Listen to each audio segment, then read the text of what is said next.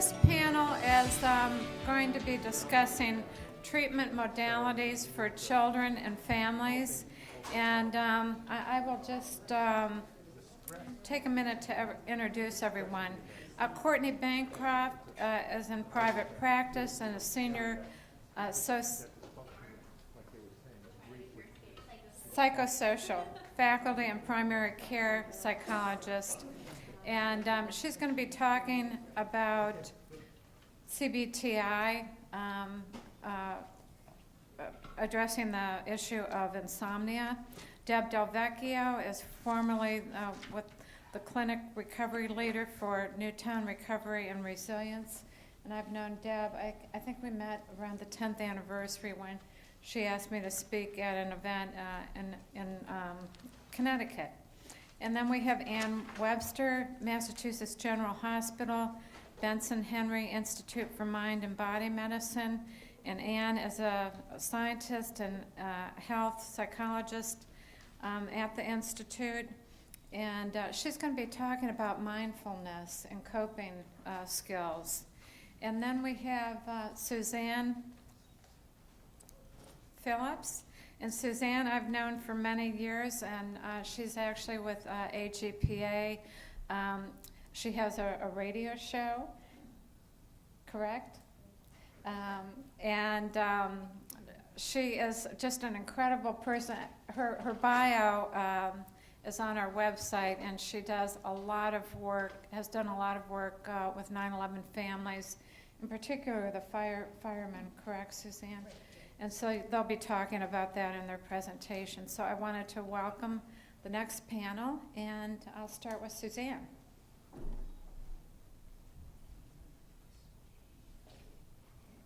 Good morning, and I'd like you to think of all of the prior speakers, Dr. Scher, Kimberly, Amy, and Tom, and think of their stories and examples and put it in the context of the fact that complicated grieving could affect one or more members of a family. The little children who had the asthma and the WTC-induced type of asthma, they're a part of a family.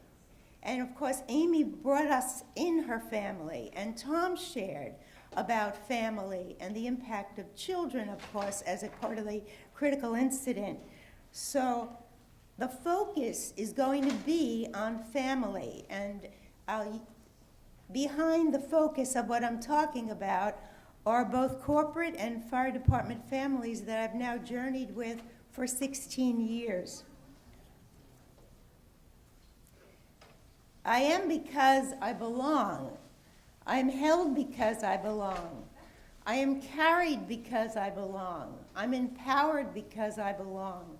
I heal and grow because I belong.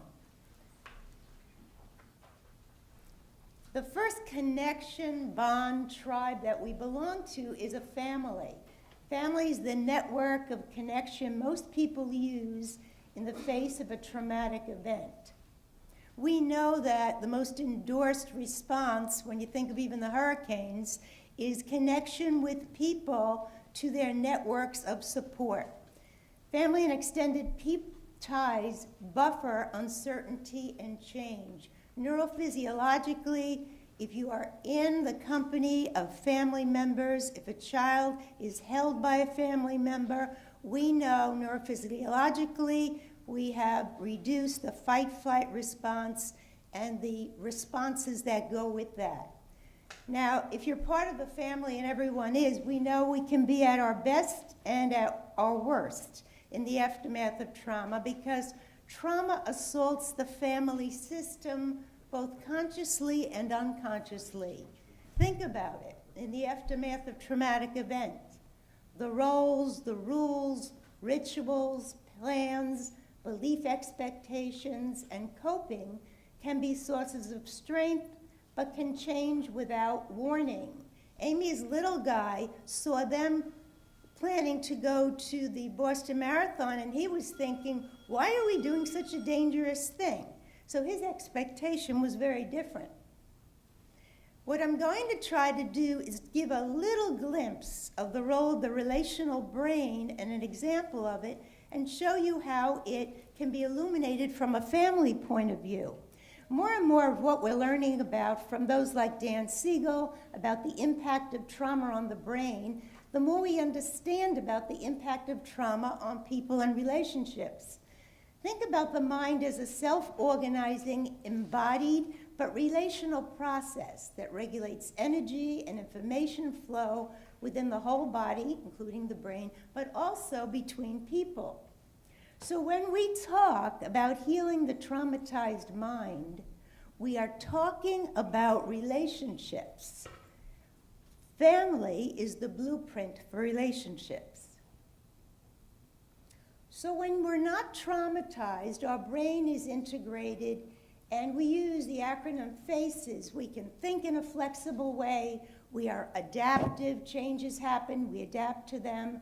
There's a coherent flow of information. What we think, what we say makes sense. It holds together. Our perceptions are not split off. They're energizing, and generally we can affect a sense of stability. Healthy family is characterized by the same things. A healthy family, think of it, is flexible. It can adjust to change. Its boundaries are flexible. People can come in, people leave, there are subgroups. It basically makes sense, it holds together. Even if you're evacuated, or even in the aftermath of 9/11, there's a certain thing about families that will be similar. Some people are going to cook certain food, others are going to pray. Another type of family will do a different type of ritual. So families that are basically healthy have a kind of stability and equilibrium that they can establish. Now let's just look at the traumatized brain, because here's the connection. Trauma impairs the integrative function of the brain. After a trauma, it becomes inflexible, maladaptive, incoherent, depleted, and instead of stable, has repeated dysfunctional patterns. Now, let me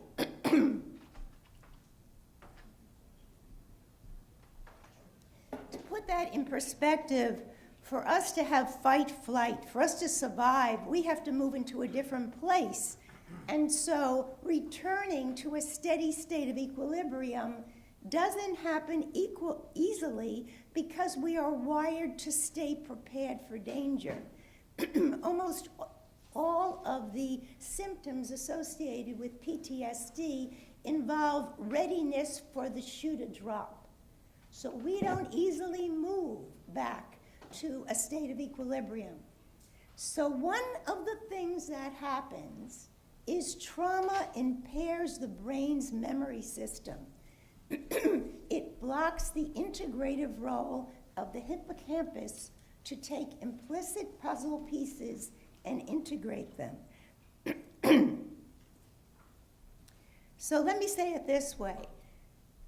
At the time that you are in a trauma, the adrenaline surges and so does cortisol. One of the things that cortisol does is make you have a disconnect with the hippocampus, but something else is happening at the same time. Adrenaline makes you have a high level of implicit encoding of sensations. Remember, our FBI guy said he walked into that room and the hunting accident came to mind, because that's an example of a visual implicit memory. So we're going to have implicit memories for touch, smell, behavior, emotions that we hold, but we cannot connect to the rest of our lives' puzzle pieces because the piece that connects us is the hippocampus, and that's been deactivated by the surge of the cortisol. So that's one thing that happens after trauma. Now think about a family. We have people that are different ages, different developments of their brains and bodies at the time the trauma hits. The family system or individuals in it can become rigid with fear or rage. Behavior can become maladaptive. Men tend to respond with anger. Women tend to respond with tears. Teens deny, put their music on, their headgear, turn to their phones, they're not dealing. They're not dealing till they're ready to deal. As some members take new roles, others become depleted. The stability of the system can go from feeling more bonded, it's called a trauma bond, and the next day it can feel very shaky and in need of support. Family healing and empowerment, because what heals trauma and fosters integration of trauma is human connection, social engagement, eye-to-eye contact. The family actually has great potential for healing, recovery, and growth. There is no neurophysiology and no one pointing to any studies that don't say the first and most important thing we could ever do in the aftermath of trauma is connect with other people.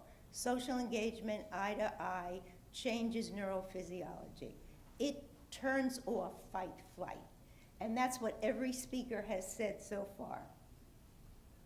So I'm going to suggest that one of the things I've experienced with families, it can be used as a specific therapeutic technique, or it can become part of a family's ritual after a trauma in the acute stage or even 16 years later.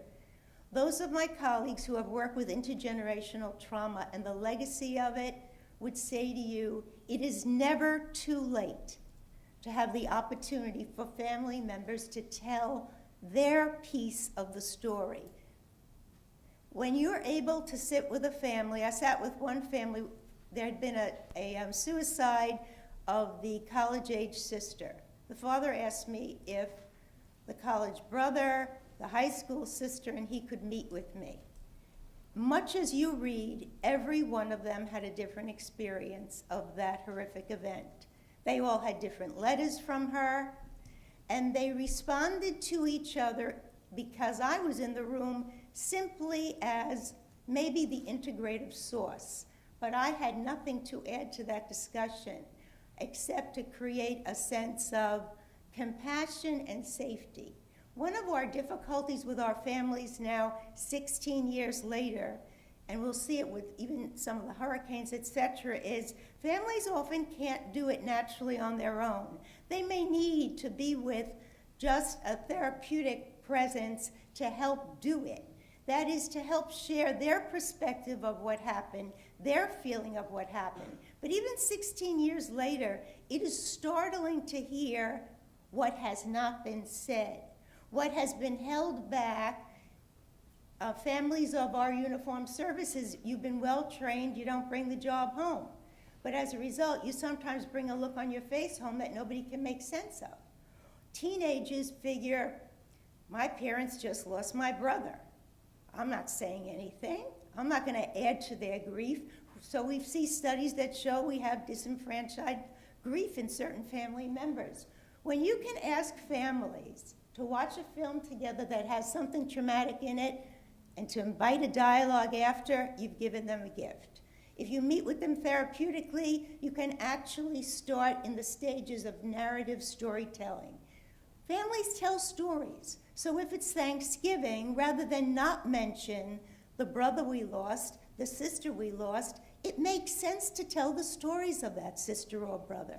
We have to give people permission to grieve and let their grieving come in different kinds of ways.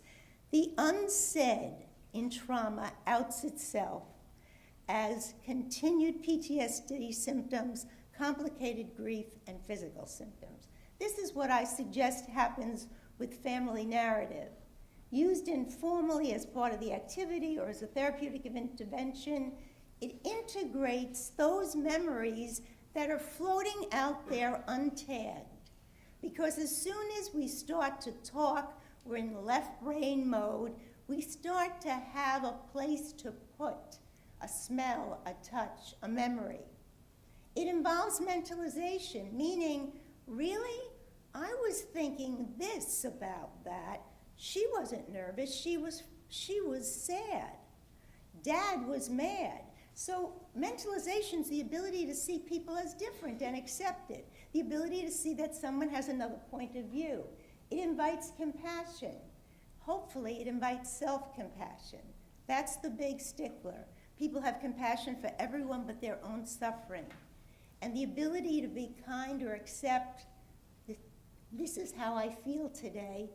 Studies have shown us acceptance of your mental state is a key in healing. The people who could accept feelings coming and going on the course of a day do better in terms of handling stress than people who fight negative thoughts. You fight negative thoughts, they're coming back, or you're going to ruminate about the fact that you shouldn't still be having negative thoughts. You shouldn't still be worrying. So compassion and acceptance to self, other, and even to your own thought process is key. There are many perceptions and misperceptions I see even at this point with some of the families that I'm working with. Like, the mother doesn't remember that she laid on the couch and didn't move for a few weeks. And the boys in one family really had to make it on their own. They are enraged with her 16 years later. Not all of them, some of them. She has been unable to hear it because of the guilt. Until there's an opportunity for that to be aired in the same room and for her to be able to forgive herself and say, I didn't think I could go on without Dad, they're not going to be able to say, well, we didn't know how to go on without Dad either. And we were 10, 12, and 13. So those things have to be said. Different family roles have to be accepted. In the interest of times, I will tell you that one of the best things I read recently was Dasher Keltner's book, The Power Paradox. What does he say? Power is not about grabbing power, being a world leader. Power happens in every family through attunement, engagement, generosity, and the ability to tell your story. So when I brought him on this particular show that I do, I said, so you're saying everyone in the family has a different turn of power at different times? He said, yes. I said, so the dad may make the money or the mom may make the money, but no one knows tech, like the teenager, right? Yes, that's where that power comes from. So the idea of empowering everyone in the family and being able to share roles can come out of the family narrative. Family narrative reveals history. I cannot tell you how many people say, I didn't know till this trauma happened, that my husband's parents were not his parents. He was actually adopted. He never told me, but I remember how upset he was and said, we will never adopt a child. It never made sense to me. So family history outs itself in our behavior, consciously and unconsciously.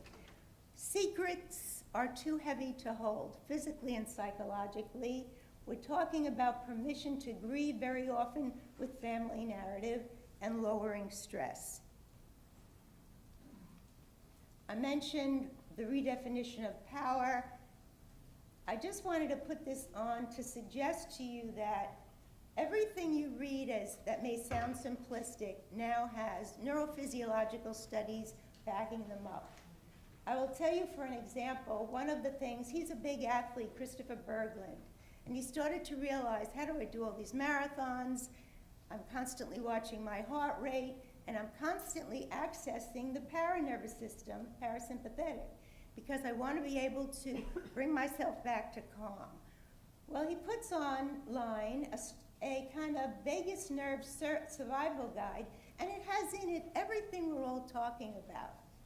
For instance, breathing, being in the moment, the mindfulness that you're going to hear about, being able to stop and breathe and take a pause actually moves you out of fight and flight. One woman who has 22 children, 21 of which are adopted, all of whom have come through foster care. Her name is Sue Badu. She writes a book, Bridges of Hope, dealing with children who have been abused.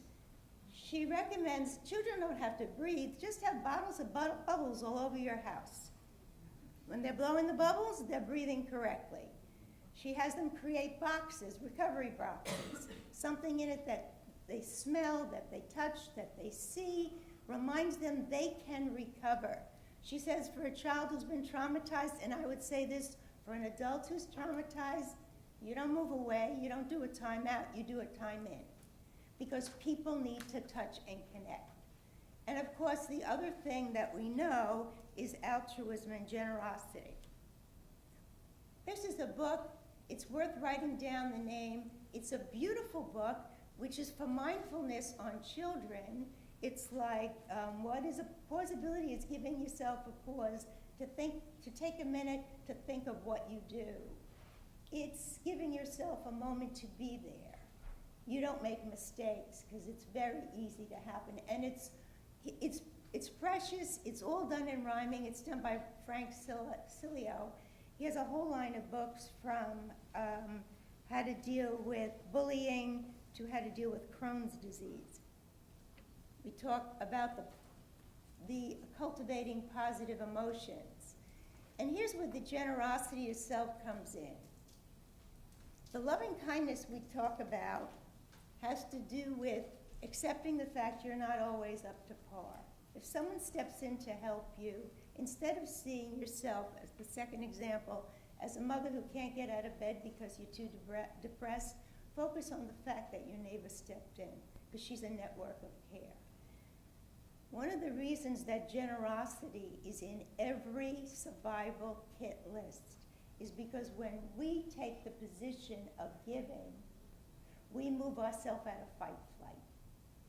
The connection to other also involves thinking about the other. We're out of our own heads. And usually when we give, people connect back.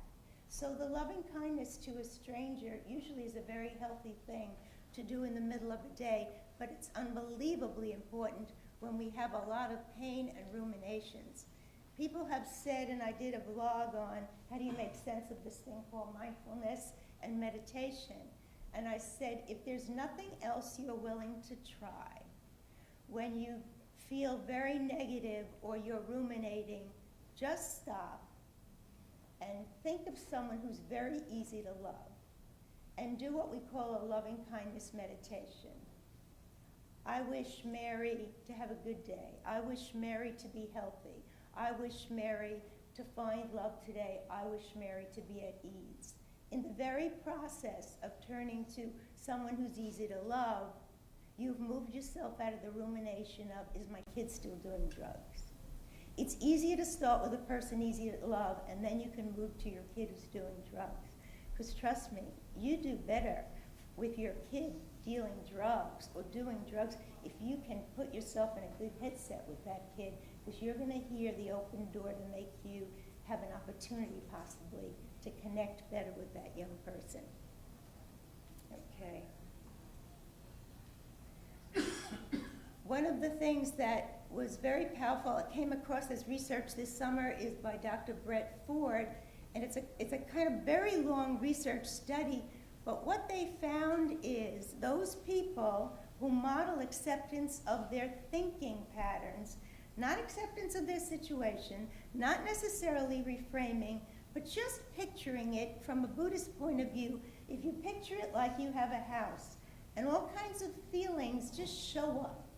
Anger, regret, sadness, fear, and instead of ruminating it away, drugging it away, drinking it away, eating it away, or becoming even more depleted by thinking something's wrong with you, you just let it come and go. It's part of the kind of mindfulness perspective where acceptance of self and feelings actually is a very powerful tool.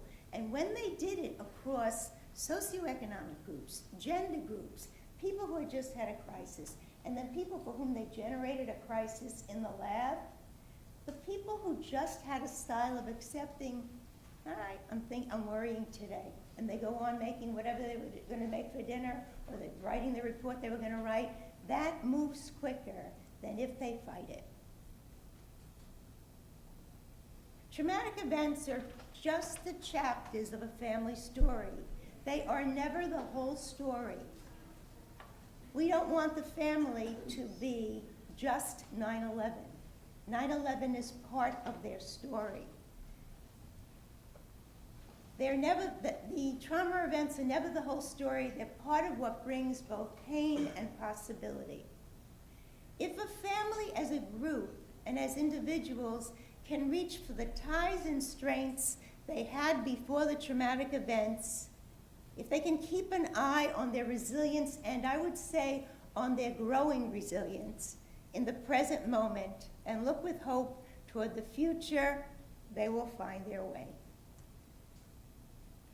Thank you.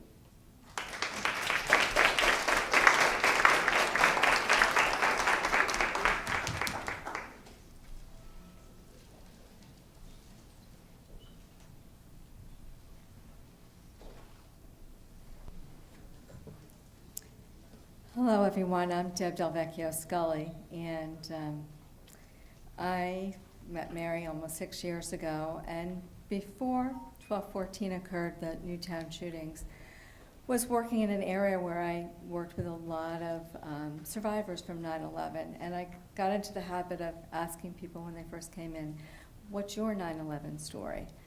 And once the shooting happened in Sandy Hook, that changed to, tell me about your 12/14 story.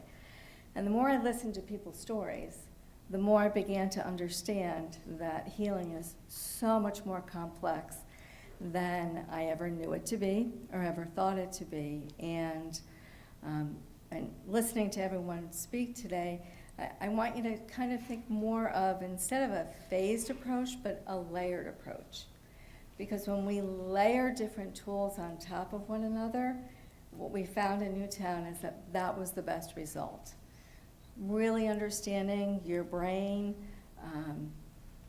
is very dysregulated. It's all over the place. It's all of those symptoms. You're running down the street and you hear a sound. It's nothing to do with your original exposure, and you're right back there.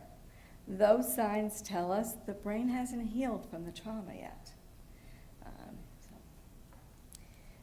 December 14th, we're all really aware of this. It was the worst school shooting that had occurred up to that point, and devastating effect on the entire community, and as others talked about, a really widespread rippling effect.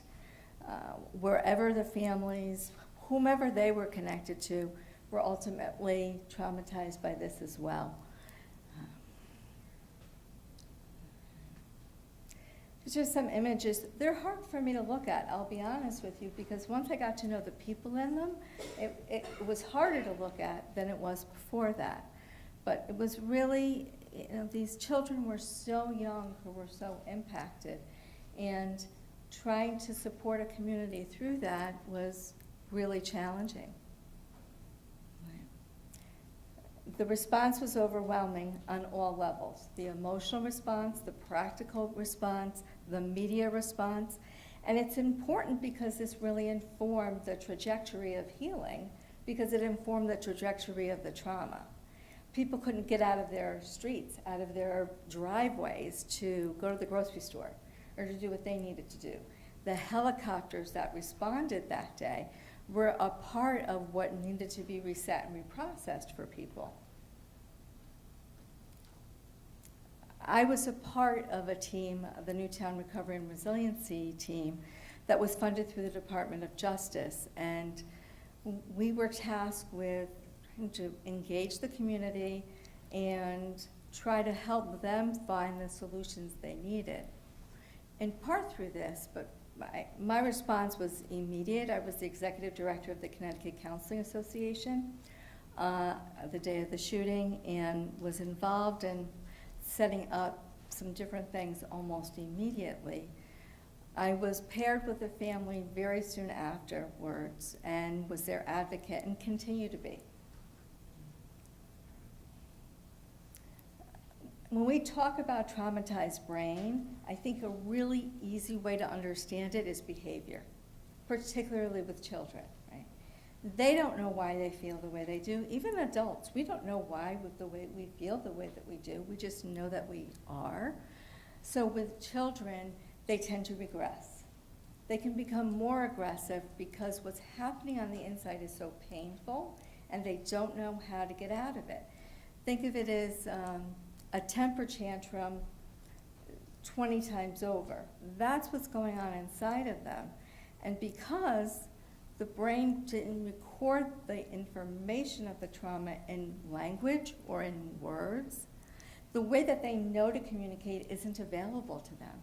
And that's true for all of us. We don't have the words to explain it, right?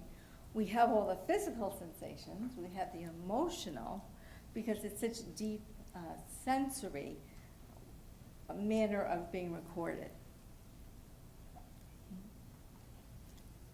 So when you think about the brain, when we have a little response to stress, right? You're driving down the road, a car pulls out in front of you. We have a stress response. Right? We all know what that feels like. Heart starts to pound, you have to figure out what to do. So a mild stress reaction is a little bit of a bump in the sympathetic nervous system. A traumatic stress reaction is an enormous release of all of the negative neurochemicals, adrenaline, epinephrine, norepinephrine, cortisol, right? It's a miracle the brain functions at all, given what it's being asked to do. What I began to understand more and more, meeting with a lot of people, working with some of the most deeply traumatized, is that if we don't work to reset the brain, no one really gets to that complete level of healing that everyone can achieve. Right?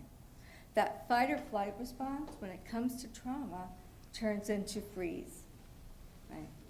The memories are stuck, and it's very fragmented. You can't put them together. You don't know why there's gaps in them, but there is, and it has everything to do with some of the key structures for memory are offline. You're not recording it in your long-term memory like you would, what did I have for dinner on Friday? Right? Very different experience. So to heal trauma, we really need to use very specific tools that allow us to access what we call the subcortex, or the deeper structures in the brain. Talking about trauma is never going to get you to those memories. And in fact, there's something we call the window of tolerance. You begin to talk about the trauma, and you are going to get out of your window of tolerance in an instant. You will get flooded. People will feel like it's happening all over again. And the problem with that is that it takes much longer to recover, despite going into it in an instant.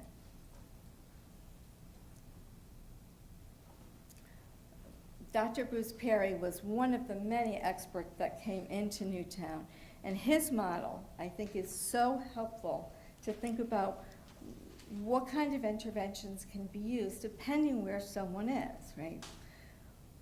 When you are reacting as a result of a trauma, you are in the lowest part of this model, right? You're in the brainstem. The amygdala, which is a tiny part of the brain that regulates your stress response, is out of control. So you can't bring it back. As much as you would like to, you just can't get there. So what we know, if you just think about what we all like in life, right? We like consistency, right? We like rhythm, right? We want to know, when I get up in the morning, it's going to be the same day in and day out, for the most part. The brain likes rhythm, right? So beginning to look at some of the things that we found really helpful with the kids was playing sports, was being part of teams, right? But that physical activity is such a wonderful way of releasing some of that stress. And the most important thing, this happens to say children need to process their pain safely. We all need to process our pain safely. Whatever that means to you as an individual, you create that. The therapist doesn't. I create the space for someone to walk into. You have to know what is going to help you feel safe to be able to open that door just a little bit. Know that that doesn't mean you have to sling the door wide open and let everything come in. That's not a really mindful approach either. But you really have to have the courage to open it up even just a little bit to begin to really find that healing. So the thing to understand and why talking about your trauma is likely to make you feel worse and not better, if that's all you do, is that Brocas Area is an important part of the brain for memory.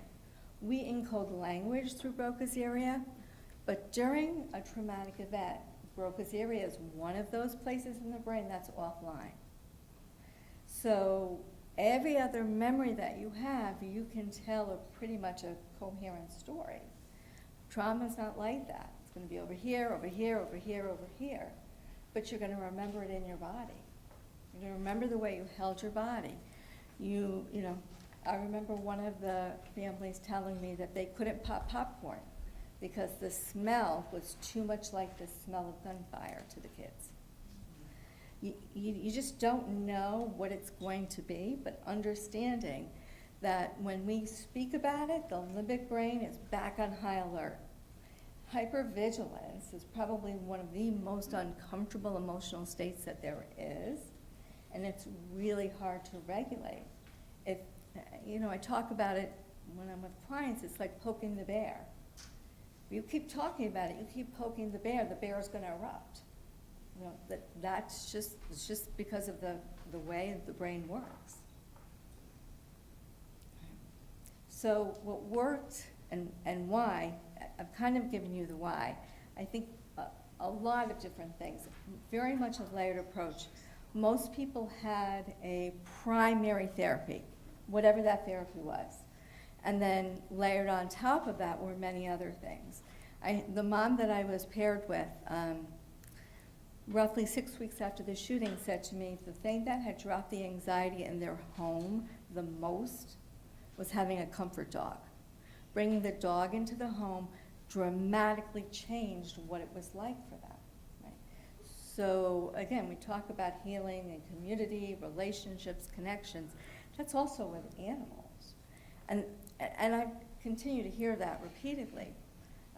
I think you need to have body work. You need to have that tension that's being stored in the body to release. Going to the gym, all of these things that we know are good for us really became non-negotiables when you are recovering from communal trauma. So these were kind of the more what we called non-traditional, but found to be so important to pair with whatever type of therapy the individual was involved with.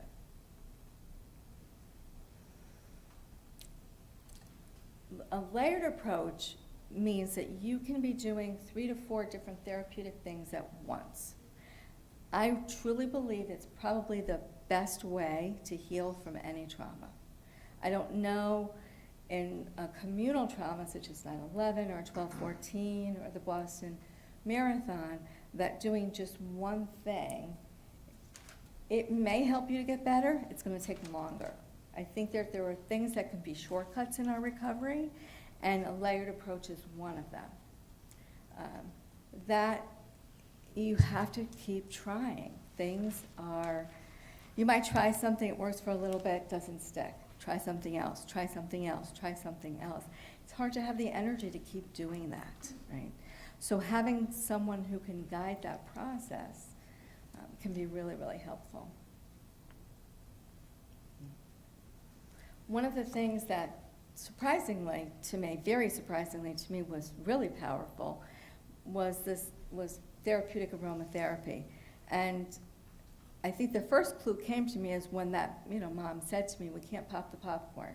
The smell was so strong for her daughter, the whole dynamic in the family would change. And I got introduced to using some different aromatherapies. I used them, I was embedded in the Sandy Hook School with staff support and had a really short amount of time to work with with one of the teachers who might have been emotionally flooded but needed to get back in front of her classroom in under 20 minutes. It was nearly impossible. We started to experiment with some of the oils, and I found that people could come back down into their window of tolerance really quickly. And so I started to research it. Our sense of smell, right, the olfactory bulb is located right next to the limbic system. The limbic system is responding for your stress response. When you're triggered, here it's the limbic system. So it's getting in there really quickly, and it's also, when you talked about speech impediment before, right? Everybody, I think to some degree, there's a little bit of stigma about thinking I'm going to therapy, or I need to have a therapist, or I have this problem. But things that don't have that kind of same feeling, like going to the gym or trying aromatherapy, people were just more open to it. I began to see something that I call trauma fatigue. What people were tired of talking about it, they were tired of thinking about it, but mostly they were tired of feeling the way that they were. And they weren't really open to intervention or to trying to something else. They had tried. It might have been that they went to talk therapy. And believe me, I absolutely believe CBT is really important for part of this. It just can't only be the only thing that someone does. So if you're going to therapy week after week and that's the only thing that's happening, you're going up and down and not feeling better. The other thing that I think is really important to think about is this concept. So we've talked a lot about complicated grief, right? But traumatic grief, which is its own category and very different and very unique, right? Traumatic grief occurs when the loss has happened in a particularly unexpected, violent way. That could be communal trauma, but that could be a car accident, could be violence. We saw a great deal of traumatic grief in Sandy Hook, as to be expected, right? So the traditional ways of grief work aren't going to be successful until that original trauma has been addressed, processed or reprocessed, wherever that person is. The grief was really held hostage by the trauma, is what I saw again and again and again, particularly among the Sandy Hook school staff. There were many, many different types of therapeutic groups that used a lot of different approaches, and I think healing in community is really important. I think it's also really tricky with trauma, because it's really easy to get activated and triggered. You could be fine when you walk in, someone else starts to talk about something, and you're right out of your window of tolerance. So I think that's a bit of a balance, but all of these helped in some way contribute to people's healing. One of the things that I found personally very helpful, but I also did a great deal of this work at the school with the teachers, is a trauma stewardship model. A therapist who had done a lot of crisis work in her career really got burned out. She developed this approach. It's a very holistic approach. It talks about everything that you were just talking about. It's mind, body, brain oriented. And instead of coming together and just talking about everything that's going wrong, it was very solution-based. How do I begin to integrate? And I'm getting a signal from Mary, so I'm going to move ahead. I was almost done. Finally, this was a chapter that was, I co-authored a chapter in this book through the American Counseling Association that talks much more in detail about the impact of a traumatized brain and community and recovery. Thank you.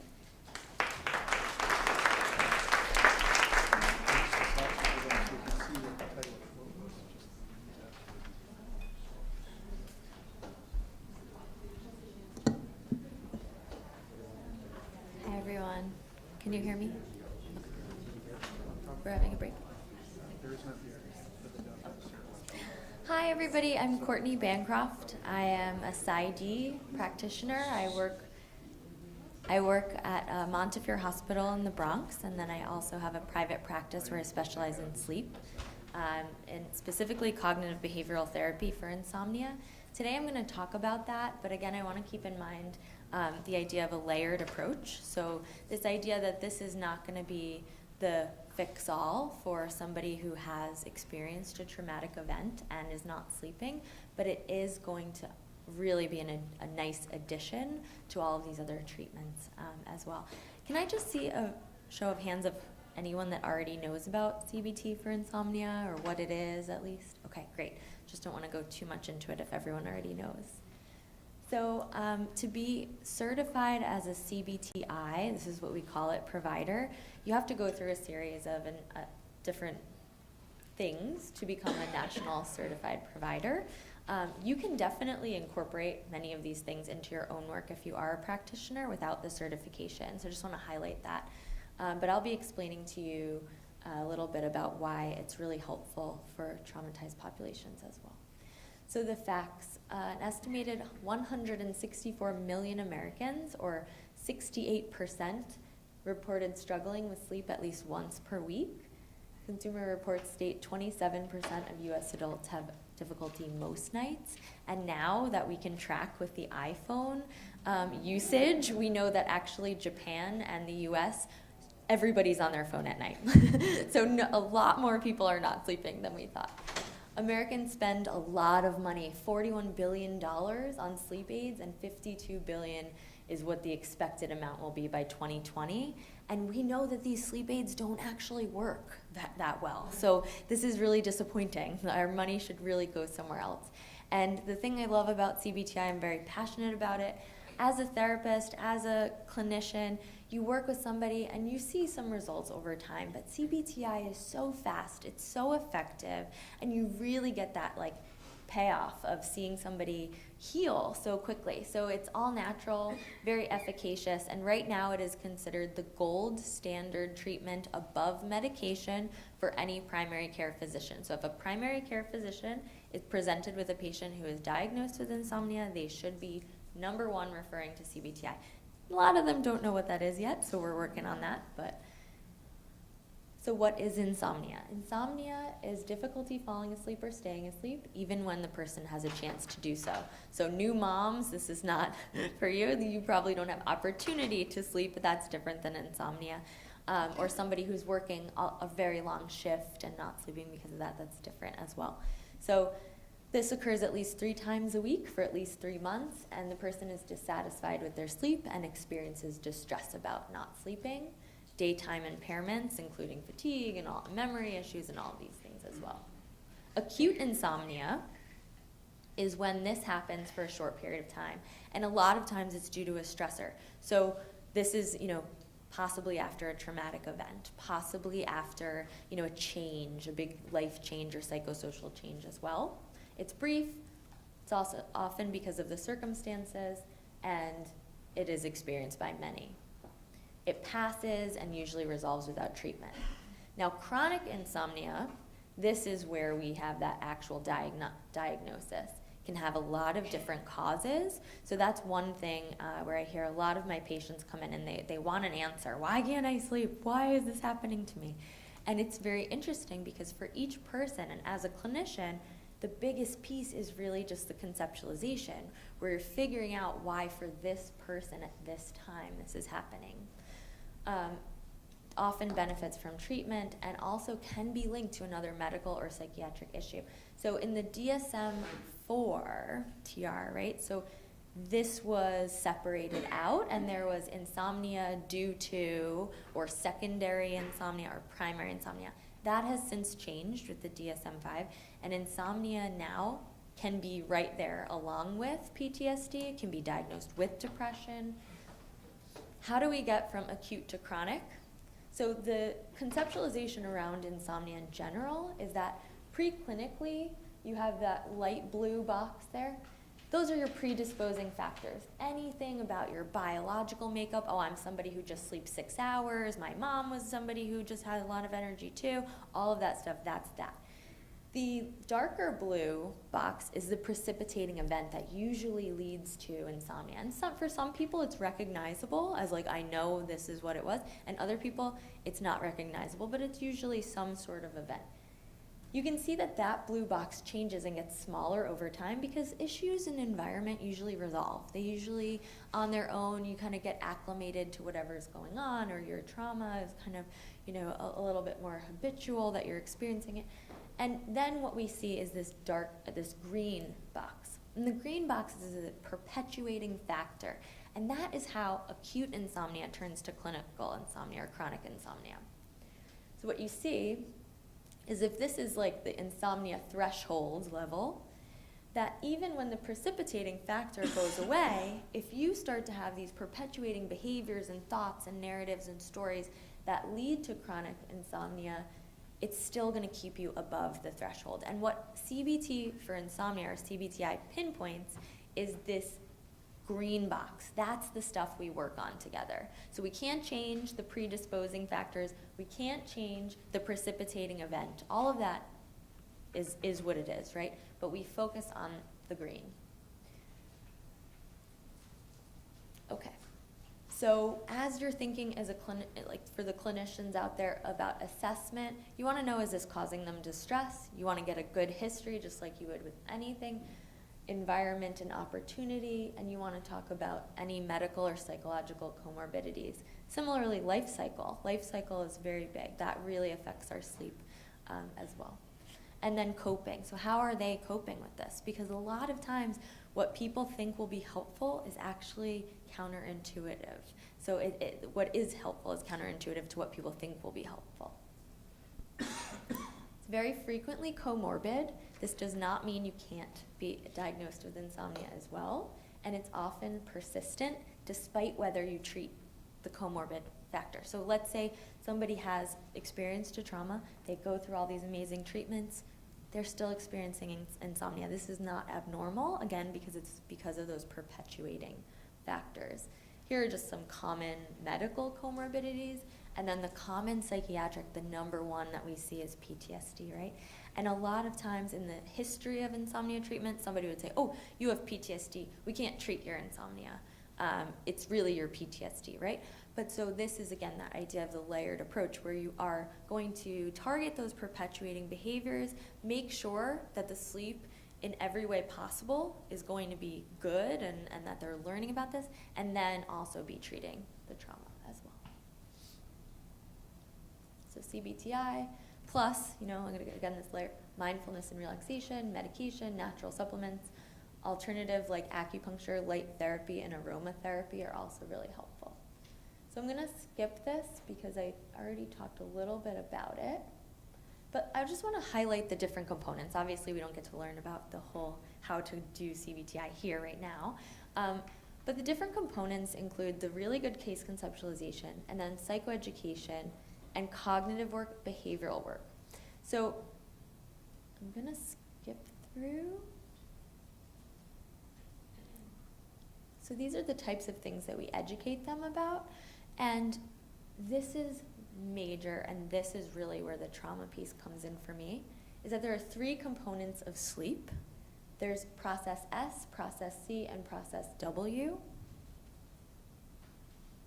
Wish I didn't have so much animation right now, so I can just click. All right. So I want to show you, oh, maybe I didn't put it in to save time. So process S is actually your sleep drive. A sleep drive, let me go back there so I'm not confusing everyone. So process S is your sleep drive. It's like the equivalent of hunger for sleep, right? So without an appetite for sleep, you're not going to sleep. If you just woke up and you try to go back to sleep right then, you're not going to be able to do it, right? So you need that component big time for good sleep. Process C is your circadian clock or your circadian workings, and that has a lot to do with your environment. So if your environment is not sending you signals to the brain that it's time for sleep, around temperature, around light, around comfort, around safety, all of those things, you're not going to really be able to sleep. And the key of insomnia treatment is to align those two so that the appetite for sleep occurring at the same time as those circadian alerts, so that it's all happening right around the time that you need to go to sleep for your work schedule or anything like that. The only thing that will cut across no matter what, doesn't matter how hungry you are for sleep, doesn't matter how great your environment is this process W, and that's your arousal drive, and that's the part that we've learned so much today, is activated by your fight or flight response, and it's meant to keep us safe. It's meant to keep us, no matter how tired we are, to be awake so that we can be alert to danger. But if you've experienced trauma, this is where we start. This is where we really get in with them, and we try to really help them figure out how they can get their parasympathetic nervous system down right around the time of bedtime. And when we were talking earlier was this idea of waiting for the other shoe to drop, and the idea that, getting out of that pattern can be so helpful in exiting this fight or flight response. Think about nighttime. Think about, right at the time of when everyone else is going to sleep. You don't have the opportunities for the eye-to-eye connection. You don't have the opportunities to really do those other things that can get you out of that loop. So for many people, these processes occur the most right before bed, and maybe they've been able to distract throughout the day, but as soon as they lay down at night, their head just becomes flooded with a lot of this, and their body too. And so the biggest entry point we have is through the body to reduce the arousal drive so that we can then get the other systems realigned for sleep. So we also talk about the stories we tell, right? And the story becomes so important with sleep. This idea of your narrative.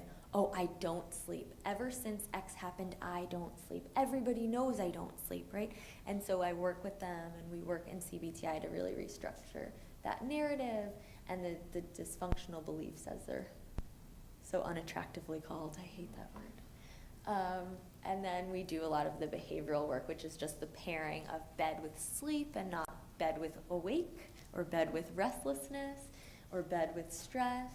And we use certain tools to be able to do that. The whole process is about 6 weeks, usually even shorter for somebody who's very high functioning, so 4 to 7. And it's 1 hour a week, and it's just really, really wonderful. Who do you refer? So you can refer anybody if they have comorbidities with alcohol and drug abuse, as long as they're not currently using. You can refer somebody who's on a sleep medication. You can refer somebody who has chronic pain, who has PTSD, depression, bipolar, all of those.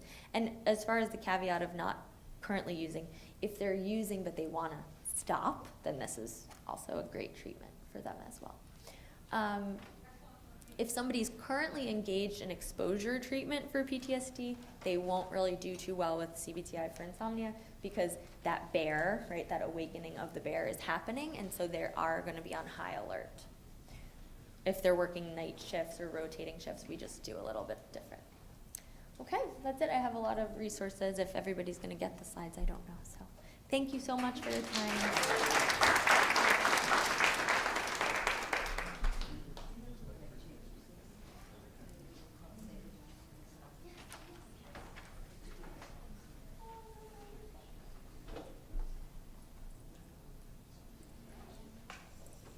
I would like to thank Mary for inviting all of us to come here today and tomorrow. This is a very, very, let's give Mary a big hand. It's just been wonderful. This has also been very moving for me, because after 9/11, I volunteered at St. Paul's Chapel every single morning for 5 days of the week. And I would sit in the pews and talk to the rescue workers about the horrors of pulling the bodies out of that debris. And one of my best friends was supposed to be on the plane that went into the tower, and at the last minute he canceled his flight from Boston and didn't go, and his boyfriend was on the plane and was killed. So this has stirred up a lot of memories for me. So, as Mary said earlier, I'm a health psychologist, and I work in the field of mind-body medicine. And that is looking at what goes on in the body influences the brain, and what goes on in the brain influences the body. So we're all connected. And I work in groups, and I also work with patients individually. I work with people who have life-threatening illnesses, and I'll talk about this tomorrow, as well as people who have a lot of stress in their lives, and it's causing them to feel sick. And then I also work with the elderly. I would like to make my talk as experiential as possible. How many of you have any kind of regular mindfulness practice? It could be relaxation, yoga, tai chi. Okay, great. So a lot of you understand what I'm talking about. Mindfulness is being present and focused and in the moment, which is all we have. Isn't that true? And I'll talk more about this tomorrow. So I offer different types of relaxation techniques: mindfulness, cognitive behavioral therapy, which we've heard about, resiliency strategies, stress management, exercise, getting enough sleep and rest, I talk about nutrition. It's not just what we eat, it's also how we eat and preparing your own food, health benefits of social support, gratitude, etc. And I'll talk about all of those tomorrow. But now I'd like for each one of us to sit up straight in your chairs, and I'm going to lead you in a little brief mindfulness technique. And you want to take everything off your lap and unfold. Uncross your arms and legs, and now close your eyes. And just notice how your body feels right now. And then you can compare it to how you feel after we finish this little exercise. So whenever you're ready, take a comfortable, easy breath and hold that breath a few seconds, and then let it go. Take in another comfortable, easy breath, hold it, and then let it out. Take in one more easy breath, hold it a moment, and then let it go. And then just allow your breathing to return to its regular pace. When you are relaxed and calm, you can choose the way that you think or feel. So begin now to focus your attention on the muscles of your forehead. Move your eyebrows a little just to get in touch with that part of your face. And allow the muscles of your forehead to become soft and smooth. Then move this feeling of softness down over your eyelids, and they can now become comfortably heavy and still. And the little muscles around your eyes can become soft. Then allow this softness to move down into the muscles of your neck and over your shoulders. Take in an easy breath. And as you exhale, allow the tension to roll off the tips of your shoulders, just letting go of the cares of the day. If thoughts come into your mind, just notice them and think, oh well, and come back to your out-breath. And watch your out-breath, and you'll find that your thoughts pass for a moment. Now become aware of your arms and hands as they rest gently in your lap. Upper arms, elbows, lower arms, hands, thumbs, fingers. As you relax, your arms may feel a little heavy, and your hands may feel warm and tingly. Now bring your attention to your back and feel your back against the chair. Allow the muscles of your back to relax, vertebrae by vertebrae by vertebrae by vertebrae, all the way down to your tailbone. So that now the entire top half of your body is relaxed and calm. If your mind wanders, come back to your out-breath. Now feel the chair supporting your body, supporting you very comfortably and very securely. There's nothing for you to be concerned about at this moment in time, and there's nothing for you to do right now. This is a time to simply be.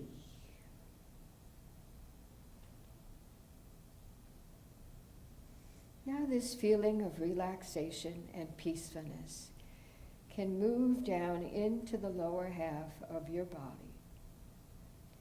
First your hips, upper legs, knees, back of the knees, lower legs, ankles, feet and toes, feeling your feet against the floor. So from the top of your head all the way down to your toes, your entire body can enjoy the benefits of this relaxation. And if your mind wanders, come back to your out-breath.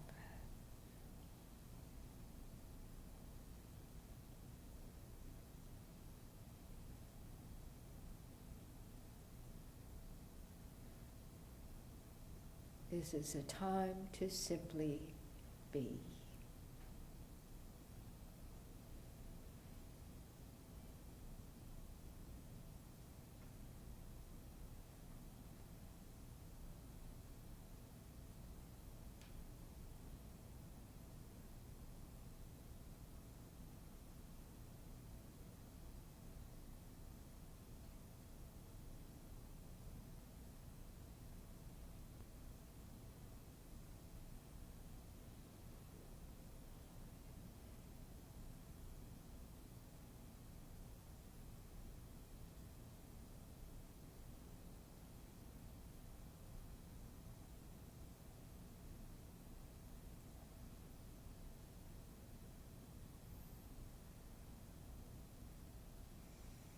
And you can return to this peaceful state whenever you wish, just sitting straight in your chair, closing your eyes, taking those 3 deep breaths, and slowly moving down your body from the top of your head all the way down to your toes, relaxing all of your muscles. Our little mindfulness exercise will now come to an end. I will count backwards from 3 to 1. And when I get to 1, slowly open your eyes and come back to the room, just noticing how you feel. 3, 2, 1. And notice if you feel differently than when you came into the room earlier. Notice your mind. Notice if your hands got warmer. And I have a handout in this. I'm going to pass it out tomorrow. If you won't be here tomorrow, ask me today. I'll give it to you. And these peaceful feelings actually can stay with you as long as you need. You just close your eyes and take some deep breaths. One of the things I like to do, those of you who are practitioners, these are called biodots, and they're little temperature-sensitive little dots, and you can put them on your hand. And when we're relaxed, when we're tense, our hands are cold, and the dot is black. And then when we're relaxed and calm, you have increased blood flow out into your extremities, your hands get warmer, and the dot goes up to green. So they're very just crude little biofeedback devices, but people love these, and you can order them from Biodot International in Indianapolis, Indiana. And I have funny stories about these. People get very upset if their dots don't change color, particularly the men. And I see things like this, or this. Anyway, you can have fun with these. So what I'd like you to do is to just notice how this sense of calmness and stillness stays with you. You can return to it whenever you wish, simply by sitting and closing your eyes and taking a few deep breaths. Also, I want to talk about, I'm working on a documentary, and it's called Everything Matters, which is about 5 of my patients who were told they did not have a long time to live. And 5, 10, 15, even 28 years later, they're alive and thriving. And 4 of them have or have had cancer, and 1 has AIDS.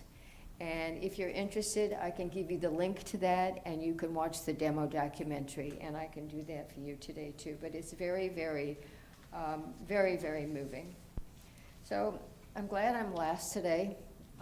I'd like to sum it, I think, what sums up everything that's been said today. And this is called the healer within. Living inside me is a great knowing healer, a doctor. Am I giving this healer a chance to work? When I race about in panic, my healer cannot do his or her work. When I calm down, when I relax and breathe, my healer can go to work.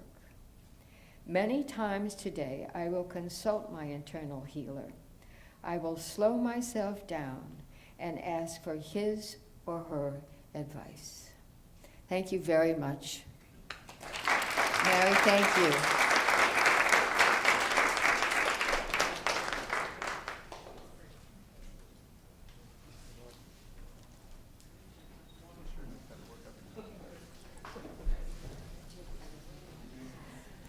Well, I don't know, we may have 50 or 60 years of expertise up here, and I just want to thank each of the panelists. I know, you all have very busy schedules, and I appreciate so much their contribution of time. And the themes that stuck out for me was, creating the narrative.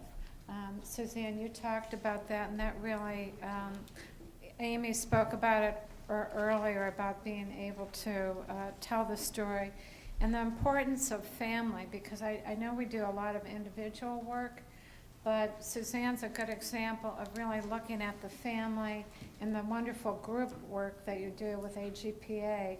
And, those treatment modalities are so important. So many people in the field think they can run a group, but they really don't have the training that's really required for that.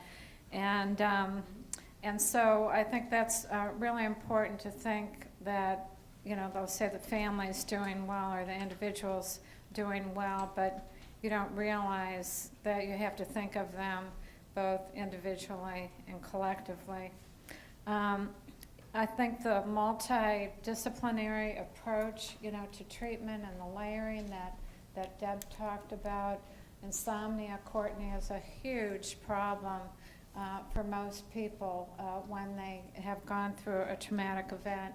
And I want to thank Anne for that wonderful relaxation.